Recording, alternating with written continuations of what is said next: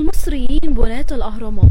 والسؤال هنا هو ليه كل فترة لازم في بعض الشعوب بتطلع وتنسب التاريخ العظيم ده ليهم هم؟ الناس بتقول ان الأهرامات بينسبوها للكائنات الفضائية، والبعض الآخر بينسبوها للجن، بل ظهرت جماعات إفريقية بتقول ان الأهرامات بناها جماعات إفريقية مش المصريين، والمصريين ليس إلا ناس بتنسب الحضارة دي ليهم. في جماعة اتنظمت في السبعينات وبيكونوا في كل الدول وبيحاولوا يعملوا مؤتمرات على ان الأهرامات بناها جماعات إفريقية. لحد الآن ما يعرفوش مين المؤسس للجماعة دي، ولكن الغريب في الموضوع انهم في سنة 2022 25 فبراير قرروا يعملوا مؤتمر في أسوان يتكلموا على انهم هم بناة الأهرامات. ولكن دولتنا الجميلة مصر منعت مؤتمر ان هو يتعمل فعلا في أسوان وما اتعملش واتحظر تماما. السؤال هنا مين اللي بيمول الجماعات انها تظهر اصلا وتتكلم في بلاد مختلفة على ان المصريين نسبوا الحضارة ليهم هم؟ لازم تعرف تاريخك وما تصدقش الاكاذيب اللي بتطلع.